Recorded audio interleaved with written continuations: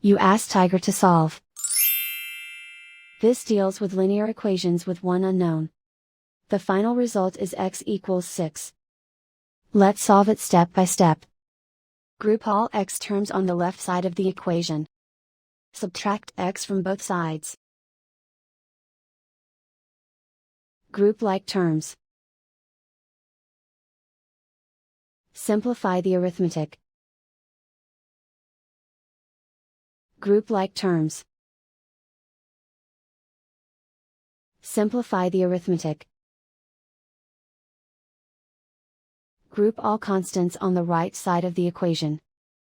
Subtract 7 from both sides. Simplify the arithmetic.